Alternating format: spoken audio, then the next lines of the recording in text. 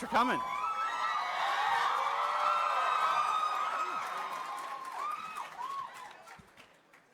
So do you feel like you're among your people when you come to these now? Totally among my people. This is fantastic. We were at New York Comic Con in 2012, right after the premiere of the show. So being here after the premiere of season 3 and seeing, I was in a smaller room last time. This is great. So cool. So how are things on the show? I mean, we just saw the premiere. I think we were all kind of crushed a little bit at the end. All right, if you haven't seen the premiere, you are in the wrong room. All right? So this is a true story. I was talking to the executive producers, and they handed me the script for 301. And I'm like, I'm going to read it right now. And our executive producer says, okay, I'm going to call you after you read it. I want to know what you think. So I read it. He calls me. He goes, what'd you think? And I said, there was dead silence for about 5 seconds. And I said, are you sure? And he explained, so I mean, for those of you that don't know, sorry, we lost Katie Lotz on the last episode. Canary fell off a roof. Hey, look, nobody's a bigger Katie Lotz fan than I am, okay? I love Katie Lotz. I wrote on my Facebook page today, she and I probably worked together between the flashbacks and the present day as much, if not more, than anyone else on the show. I thought she fit in seamlessly. I thought she was a wonderful addition, a wonderful contributor. She was the first real fleshed out superhero that we got to introduce on the show. For all the fans of Black Canary, I think that she did her proud. And I will miss her, but for all of those reasons, the evil creative side of me, when I heard what they had planned on the other side of it, it's like, eh. But I wouldn't worry about Katie Lotz. She's going to have a job in like 8 seconds. Well, I know a lot of people have questions for you here, but let me put on my reporter hat for 2 seconds here. All right. Give us some scoop on what's coming up. I'm waiting. Give us an exclusive. I'm waiting for like an actual hat. Nope. I forgot it. All right. So, well, we just finished shooting a massive 2-episode crossover with The Flash.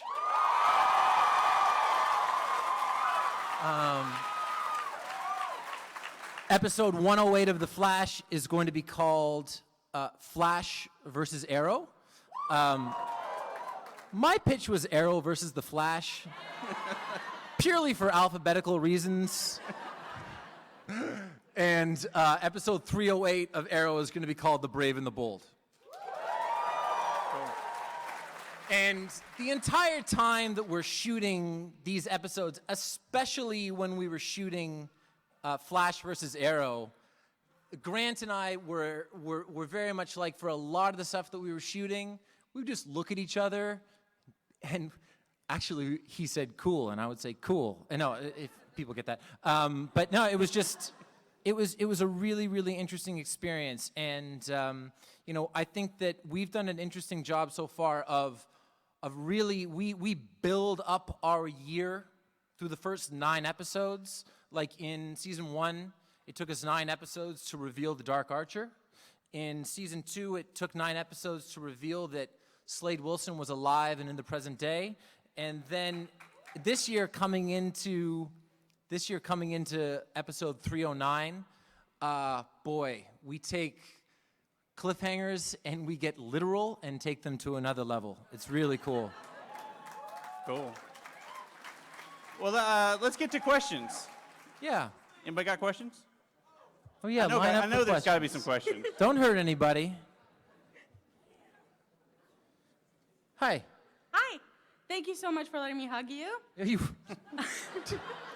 My question is, I'm a huge fan of John Barrowman, and he said that he had played some pranks on you, and if you want to know if there's one you could share. Yeah, John plays pranks on me. He's probably told the story, but in Sacrifice, our finale from season 1, I'm chained up I'm shirtless. I've just had water doused on me. And John came up to me, not during rehearsal when I was chained up, not, when we were blocking out the scene, but during our first take. He walks in as Merlin. All of his facial expressions, because Merlin is a very different person than John is by himself. And he just walks right up to me, and he gave me a double purple nurple. But I will give you a slight exclusive. John Barrowman and I get a chance to get face-to-face and act in some scenes together in the very early going of this season. And we hadn't, he's this major character within our universe, and we didn't even have a scene together for the entire second season. So acting with John and all the layers that our two characters get to explore between one another has been one of, if not the highlight for me in this third season so far. So much. Thank you. Okay, first off, I'm like your biggest fan. Thank I'm you. about to cry right now. So the first episode of season 3 aired, and I know what part of that episode was my favorite. Okay. But out of the scenes that you and Emily filmed, what was your favorite scene? Jeez, I liked the dinner scene that we shot in 301, and I liked it because it did something that I enjoy when television shows do, which is, harken back to the past in a very detailed and accurate way. When I read the script and it referenced the pen that she was chewing on, I immediately went back to episode 3 of season 1 and watched that scene to make sure that it was accurate. And it was. Those are moments that I like. And, our show is, if we didn't have good character moments, the action wouldn't matter. But there is a lot of action. And there's a lot of days where I work for 9 hours and the only word that I have to say is stop or run, go, stuff like that. So when I actually get a scene, we get to act a little bit, and you'll notice in that scene, and I was really happy with this, there weren't a ton of cuts. It really just let that scene play. So I enjoyed that scene. Okay, thank you. Thank you. Good. What's going on, guys? Hey, man. Just want to say, best show on TV since Smallville, I think. Thanks, Also. man.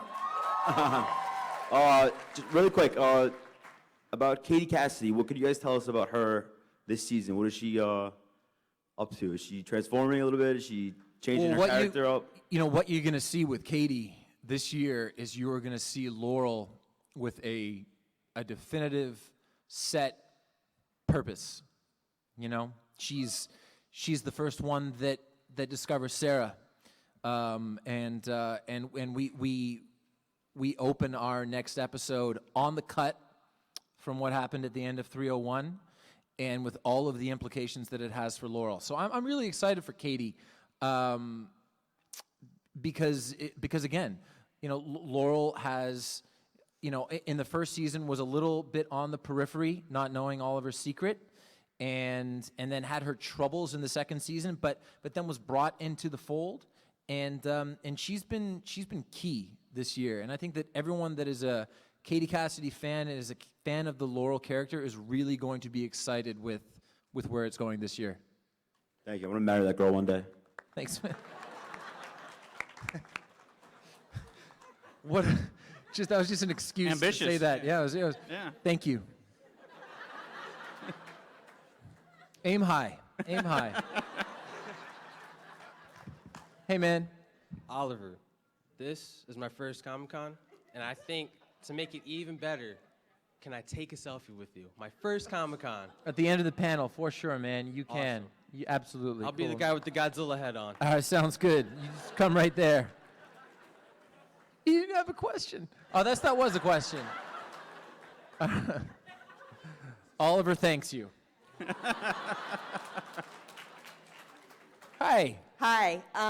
So I'm curious because the Canary and Arsenal and the Arrow all have these great outfits that they wear. Yeah. And I'm just curious, in the context of the show, if you've thought about this, where do they come from? Because they can't just walk into a store and say, hey, will you make me this costume? Because that'll blow everything to pieces.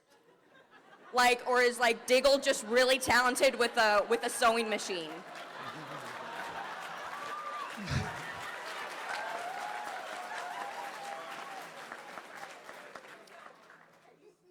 There are some things that are better left unexamined. My question is, where's Diggle's costume? Yeah, yeah. Okay? Diggle needs a costume bad, okay? Also, if anyone thinks that... He's the black driver. Well, Well, That's he what is. Says. He says it in the show. He says it in the show. He says in the show. He said it in the show. You're right. But if anyone thinks that David Ramsey and those gigantic Hulk Hogan arms are actually fitting in my Arrow suit, they are wrong. They had to make him his own. But no, David Ramsey needs a costume. Where do the costumes come from? Thank you for your question. Thank you. Thank you. Hello, Steven. Hey, man. Hey. Question for you. Who was your childhood superhero that was most inspirational to you? Hulk Hogan?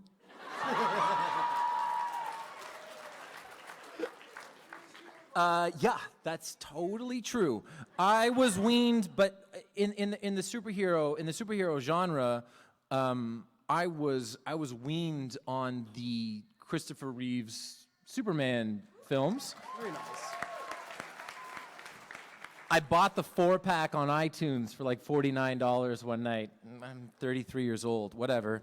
and although this is probably the right room to say that in. But Christopher Reeves is not my favorite character from the Christopher Reeves Superman films. General Zod is my favorite character. Very nice. So, I think I used to yell at my sister to kneel growing up. So that I've always gravitated towards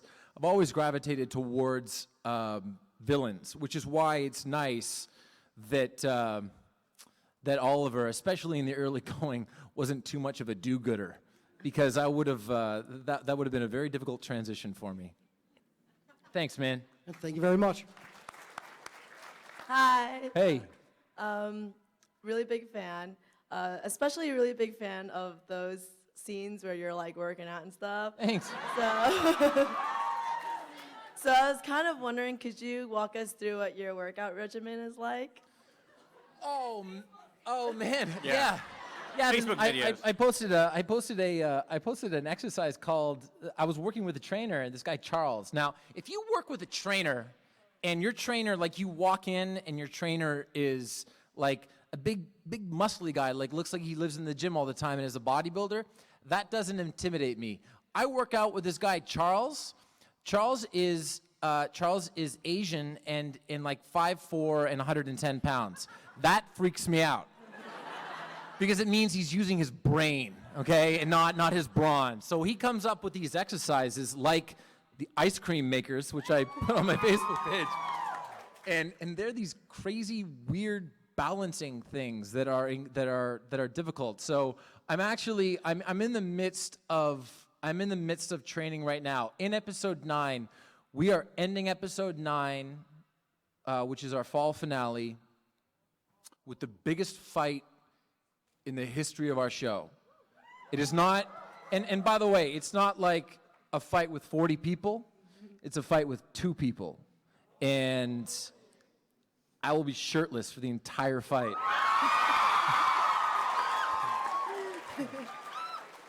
For a very good reason, by the way. Not just because. There's a very good comic-based reason why I am shirtless in it. I swear to God. Oh, that's fine. Oh, I should have just stopped at shirtless. And it's not bows and arrows. It's swords. So yeah, so I'm living in the gym at the moment.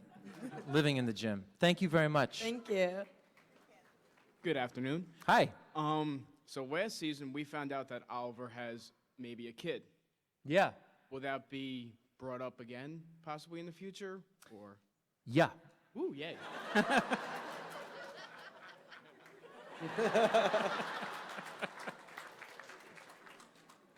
How's it going, guys? I think somebody already asked my question about what was your favorite scene, but I was wondering if you could speak to what was your least favorite or most difficult scene you had to film. Well, it certainly wasn't my least favorite, but the most difficult scene from last year was certainly Moira's death scene, and that was a really challenging scene, both physically and emotionally, if for no other reason than in the original iteration of the scene, Oliver was just kind of on the ground and he had like loose ropes around him. And I'm talking to the director and the props guys and I'm like, guys, I was zip cuffed in the pilot, like with my hands tied behind a chair, and I was able to get myself free with little or no effort. So if I'm gonna watch Slade threaten my sister and my mother, you guys have to tie me up, and you really have to tie me up, like bondage style Christian Grey tie up stuff. And so I'm on the ground, and the only way for me to really exert myself in that scene and make it believable and playable was to fight against those ropes like I was actually trying to save my mother and my sister. So that physically and emotionally was an incredibly difficult scene to shoot, but that, if there's any episode that I am most proud of on the show, it is Moira's last episode from last year. I thought that was the very best of our show. Thank you. Thanks, man. Hi, love the show. I got a quick question. Well, seeing in the show, there's a lot of Batman-related characters like Huntress, League of Assassins. Yeah. We saw Harley Quinn for like quick glance in the Yeah. Suicide Squad episode, and there was I read a rumor earlier on in the year, but I don't know how true it is. But is there any possibility of us ever seeing Nightwing in the show? I think that there's a possibility of Nightwing getting a show, but we had Harley Quinn a little bit, but there's a positive and there's a negative here. The positive is that based on the success of Arrow, we now are entering, if we're not already in, what I think is going to be remembered as a golden age for comic book properties on television. Yeah. That's amazing. The negative is that when a show like Gotham comes around, our ability to use characters like Nightwing or like Harley Quinn or whatever, they become a little bit more restricted. But the DC universe is nothing if not deep.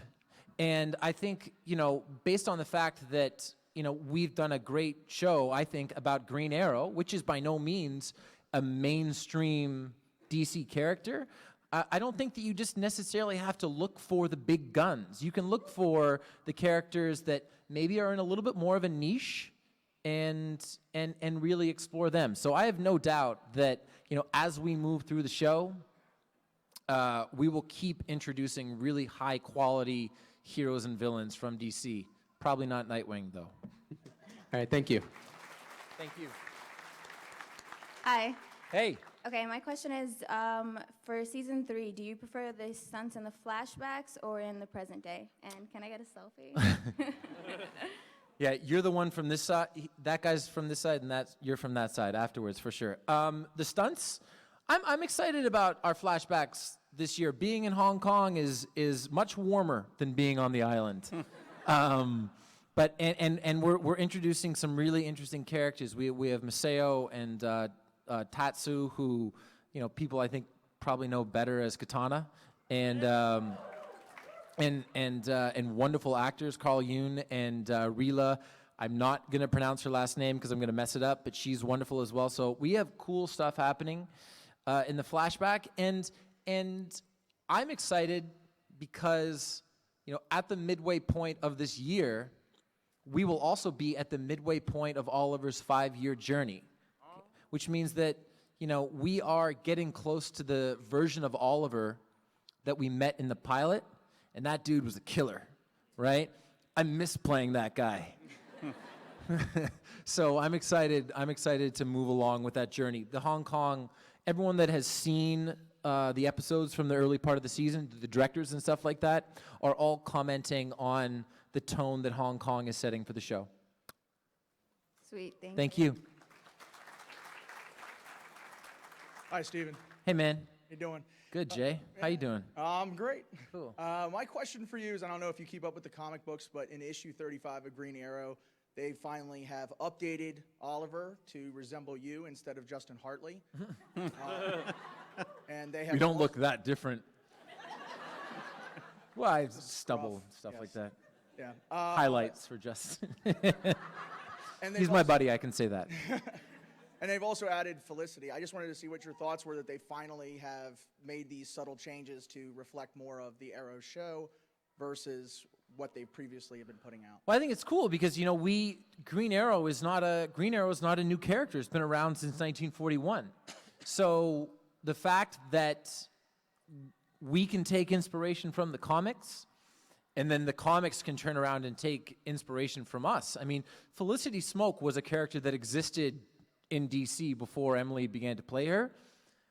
John Diggle was not. John Diggle was an homage to Andy Diggle, who wrote Green Arrow year 1. So when I think of all of the things, and it's not my accomplishment, it's David's, but when I think of all the cool things that have happened because of the show, the fact that John Diggle is now an important part of the Green Arrow universe. Like, can you imagine a Green Arrow universe that doesn't include Diggle? No. That would suck. Exactly. It's another reason why he needs a suit. That's really cool. I'm glad that they're doing that. I don't keep up with the comics during the season. I read them when I'm on hiatus. Okay. Well, Thanks, say man. hi to Felicity for me. I will. How you doing? Good, man. First off, I want to say you're badass, and I love the show. I'm currently watching season 2. I'm trying to catch up with season 3. I'm sorry for all the spoilers. It's fine. It's fine. My question is, for you is... What episode are you on right now? I'm currently on episode 3. Episode 3? Yeah, I'm Season trying to 2? catch up as fast as I can. I was waiting for... The woman in black is Sarah. Thank you. My question for you is this. Are you ready to face Ra's al Ghul, and who is your best love interest? Am I ready to face Raish? Yes. Boy, probably not. I'm not picking a love interest, okay? I'm not. Everybody can have their pick. I pick.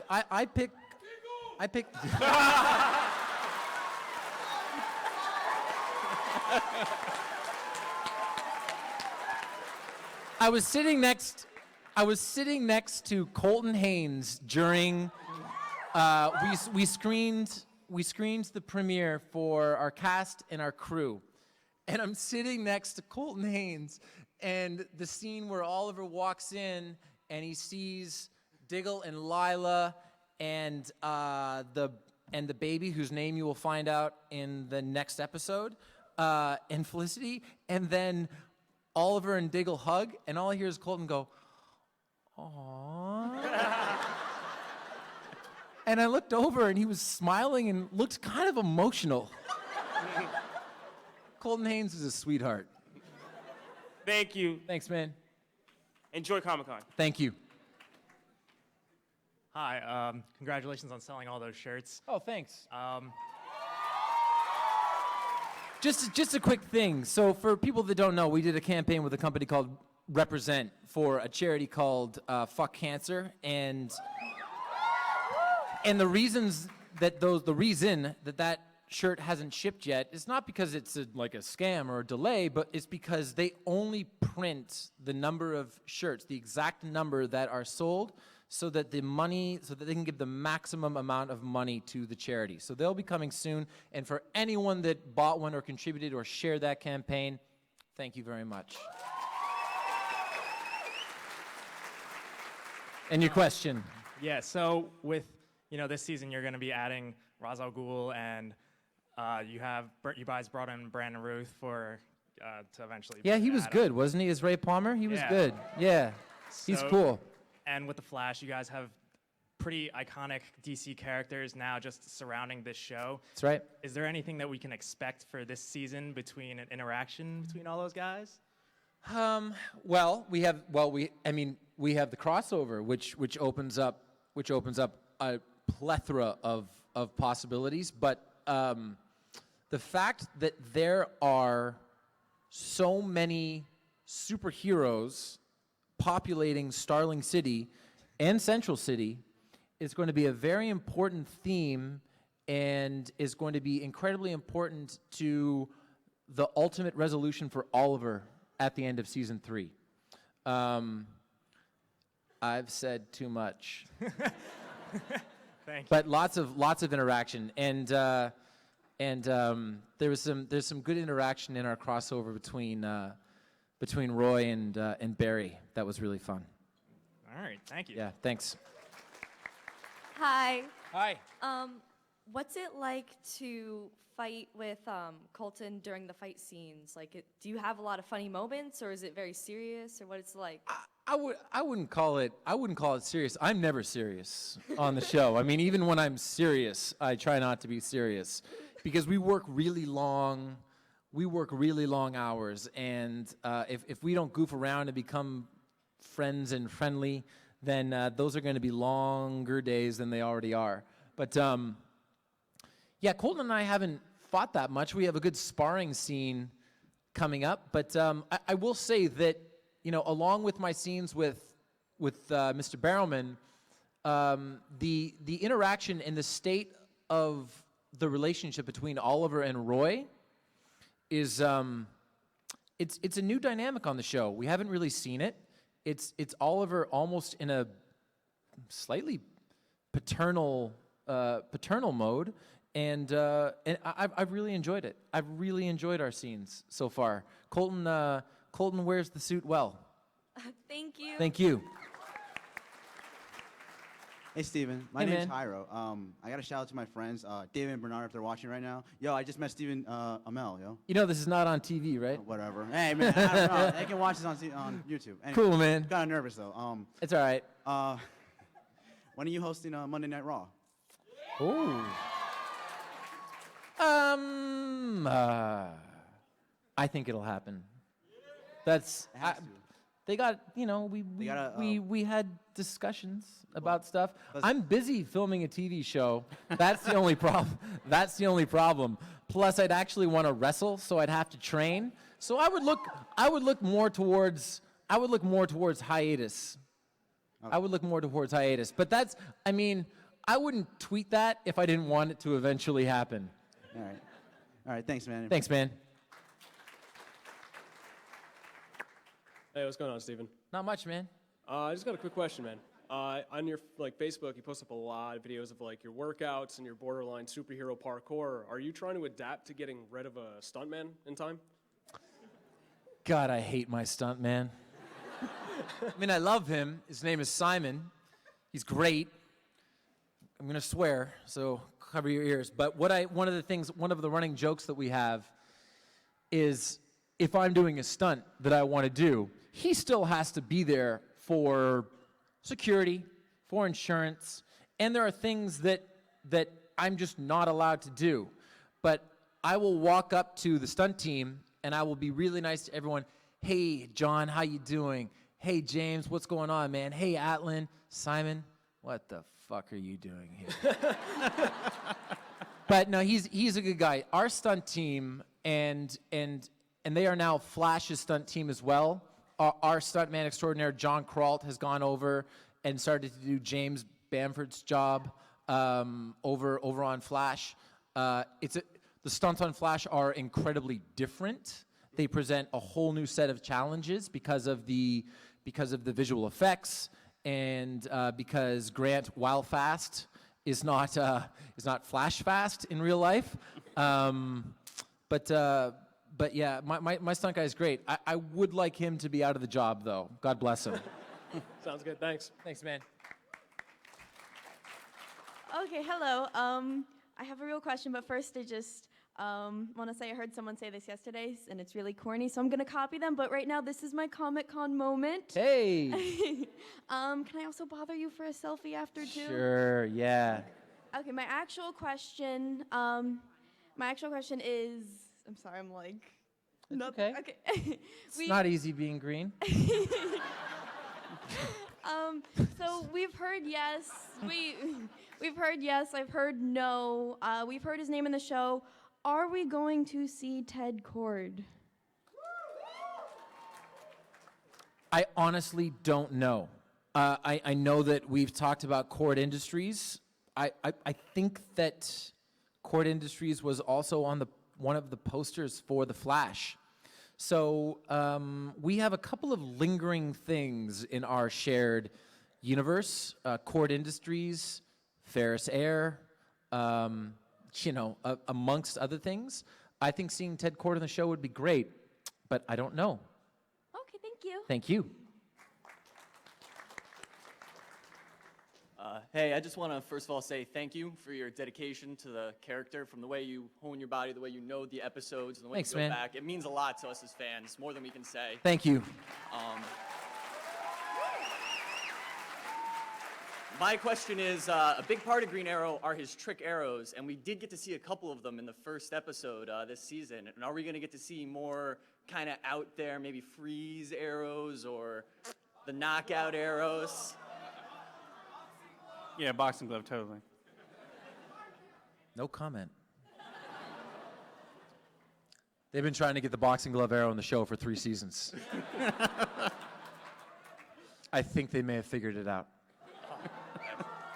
Thank you. Thank you. Hi, Steven. Hey. I'm Alex, and my question is, with the crossover that's going to happen between Flash and Arrow, though I totally agree it should be reversed for alphabetical reasons. That's right. Strictly for alphabetical reasons. How does it feel to first be the mentor of the competition?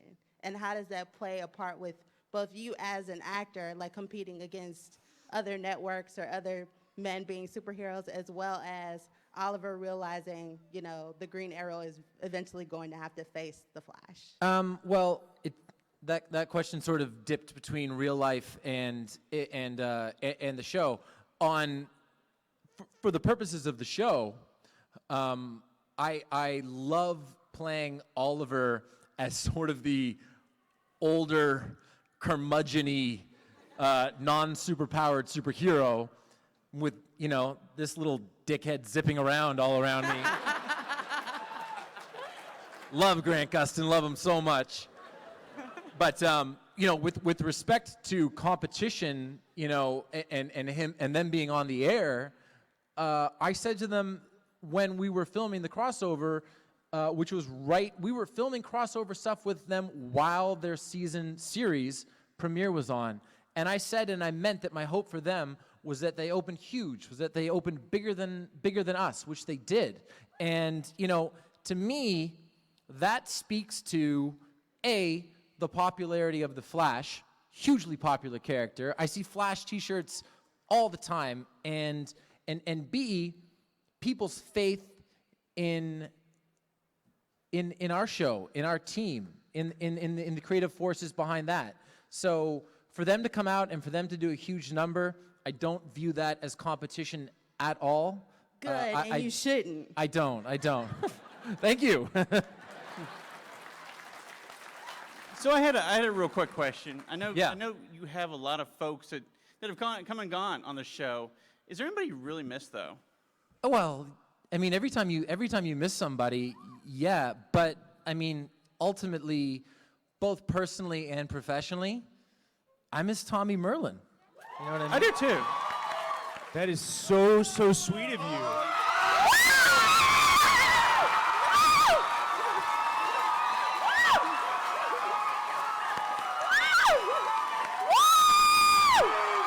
Coronado, everybody!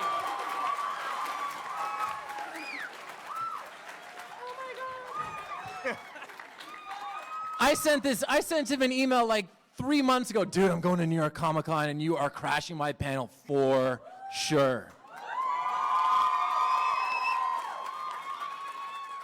That was fun. This is important though because Colin is on Wednesday's show. Yep. So what have you been up to? Just hanging out. No, well, one, enjoying Comic-Con today, and it's always good to see Steven. I couldn't have been more excited when he asked me to come and crash us, especially to see you guys. Last time that we were at a con together, it was WonderCon? WonderCon. And we had just shot my last episode. You guys are sweet.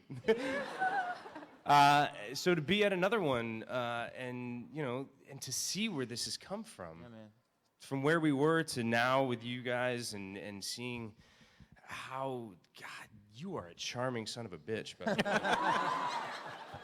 it's a tough act to follow. Seriously, but it's amazing. It's amazing. Seriously. Seriously. I forgot about that. They're yelling at you. I'm pretty pasty right now. I've been living in New York. But you were on Broadway. I was on the Broadway, which Steven was kind enough to come and see. And I've got a new series debuting tomorrow, actually. This timing is convenient. That's amazing. That is a happy accident, though, by the way. It is. It is. Yeah, It is. I'm not here to promote anything, but it is tomorrow on Showtime. It's a show called The Affair. Another Comic-Con fave, Joshua Jackson, is going to be on it. I apparently only work with really excruciatingly handsome people. All right, that's enough. Yes. It's great to see you guys. Stay. You want Colin to stay, don't you? Who are we missing here? Who was up next? Sorry to interrupt. Okay. Hi. Hi. I'm like super nervous right now. You're awesome. Your humility is amazing. Just wanted to let you know. My question to you is, given that we are aware of Green Arrow's epic beard, I wanted to know, since the time gap is closing, will we start to see that in maybe some of the flashbacks? Maybe. I had a pitch that would help me avoid having to go through the process of growing that island beard. Epic. Because I know. So epic. I know. But the problem is, let me pull the curtain back just a little bit, okay? If I were to actually get that beard on, that sucker would have to be glued onto my face whenever we shot those flashback scenes, because I wouldn't be able to grow it in the present day, because I'd be walking around and everyone would be worried like I don't think I was like a people hobo. would care. Right, well. But we'll see. I mean, we are getting there. We established a look for Oliver Queen in the pilot. I wish I had known then what I know now, because I would have been like, yeah, they find him on the island with a crew cut and 5 o'clock shadow. Anyway, we'll see. Good question. Thanks. First things first, I have 2 super fandoms, and one is Arrow, and the other is American Ninja Warrior. Yeah, man. And I follow you on Facebook, and I was watching the banter between you and Casey Catanzaro. Yeah. And I want to know, because I plan to go on the show when I get older. I'm not old enough yet. But are you serious about competing? Yeah, I'd love to go on American Ninja Warrior, for sure. Yeah. I haven't met Casey, but I know her boyfriend. Her boyfriend actually did some training with me out in California, and it's the same with hosting Monday Night Raw. It's all about logistics, and I will say I am training you do see, I do post videos and stuff like that. That being said, that's about an hour or so, 4 to 5 times a week, if I can manage it.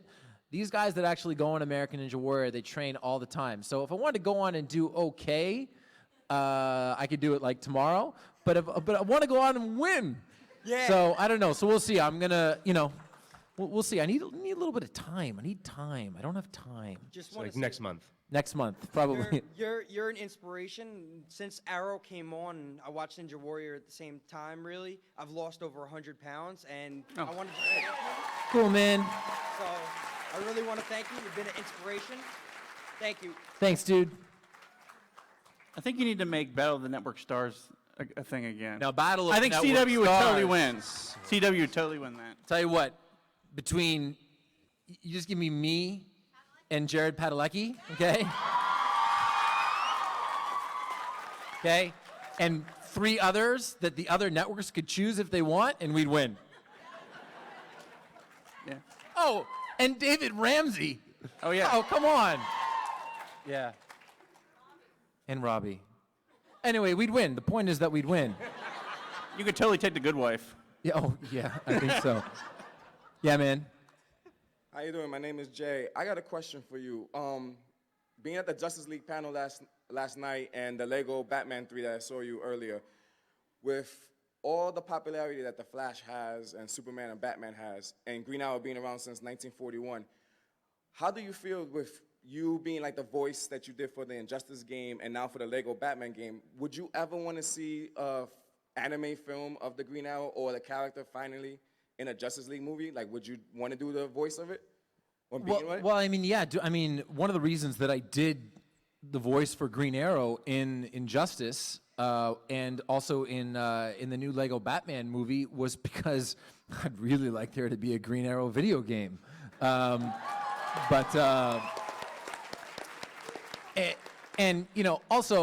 and Colin can speak to this, having worked with me.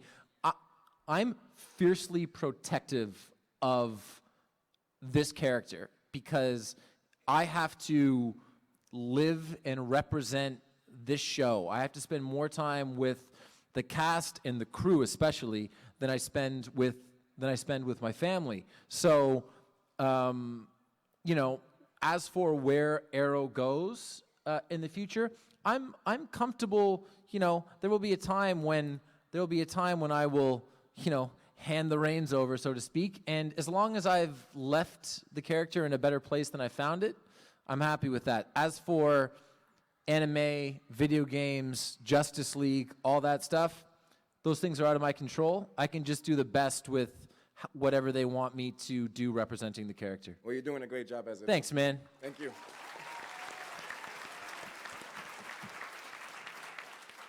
Hi, my name's Arohi. I wanted to ask you a quick question. The episodes that are going to be releasing in the 3rd season, did you ever have, you received the script and you were really excited to do one particular episode in that? Were there any episodes in the releasing ones? Yeah, there's been stuff, particular little things that I've always wanted Oliver to do that we have coming up. I'd say there's definitely a moment like that in episode 3, episode 4, episode 8, and episode 9. Yeah, I mean I'm not going to elaborate on them at all, but find me after 9 airs and I'll tell you specifically what they were. Okay. Thanks. Thank you. Facebook. Hey man, so How you doing? Show's awesome. Y'all are awesome. Love it. I noticed you do a lot of different martial arts on the show. So why is Wing Chun your favorite, and do you have any good training stories? Well, Wing Chun is a favorite because we have a Wing Chun dummy, and because even a relatively simplistic sparring combination looks really dynamic on screen. I don't have any favorite training stories. I will say that it was visually cool, but Oliver swinging a sledgehammer into a giant tire that just randomly happened to be in the middle of the arrow cave might be the stupidest thing that has ever happened on the show. That was pretty great. That was pretty great. And then, ironically, I hurt my back doing that stupid thing. I'm okay. Nice. But fun training stories. When I train and I do fight sequences, I get really intense, and as a result, if something goes wrong, because it's choreography, so you don't. I mean, it's just like your lines, your fight moves. You still want them to look like they are happening spontaneously. If I mess up a line when I'm acting, I don't tend to get upset. But if I mess up a piece of fight choreography, I yell F-bombs at the top of my lungs, just really quickly, and it's to myself. But the first thing that I ever did, the first thing that I ever did on the show was a fight scene. Colin was there. He was lying on the ground, unconscious, in the pilot. That was his first day on the show. 12 hours. On the ground. It was wet. And cold. He's okay. I was happy. You stuck around way longer than you had to, by the way. I remember that. And but I remember, after like the first or second take, keeping in mind that I'm just meeting this crew for the first time, I messed up a move and I just yelled at the top of my lungs. And I looked out and everyone thought, I could see everyone's expression like, oh my God, what have we gotten ourselves into? I hope that this does not get picked up to series. And I looked out and I said, sorry guys, this is just kind of my thing. I'll get it right this time. So that's a funny training story. Awesome. All right, thank you. Thanks, man. Hi. First, I wanted to thank you for bringing such life to one of my favorite comic book characters. I love Green Arrow. Thank you. My question was, we're coming up on the end, just another 2 seasons before the flashbacks end. Yeah. How seeing as the flashbacks are such an important part of the structure of the show, how do you see the show going after that 5-year period, or would you just like to end it strong after that? I don't know. The flashbacks are an important part of the show, and this is a very good question. I don't know how the show will exist without some type of flashback story. I know that we tried out no flashbacks in our 7th and 8th episodes of season 1, and if you talk to the producers, those 2 episodes are amongst their least favorite throughout the entire run. They felt like there was something missing from the show because there was no flashback. I've also always been a fan of knowing in advance when a show is going to end. I think it gives it gravity, and I think that it really, really helps the writing room because you know far out, when things are going to finish. So I don't know what will happen after 5 seasons. It's a great question. I'm sure that right now that question is being asked because we don't necessarily know the micro things that are happening on the show, but I can tell you for sure that there is a definitive plan and endpoint for season 3, and that they are probably constructing the macro elements of season 4 as we speak. In fact, I know that they are. So I'm sure that in those discussions, they are saying to themselves, what is going to happen when we find Oliver on Leanne Yu? And more importantly, what happened right before we found him? Because if you remember, I was covered in blood. Diggle flashbacks would be good. And I will say that one of the cool things that we have going on in the show this year is episode 3 is not my flashbacks. Episode 5 is an origin story of Felicity.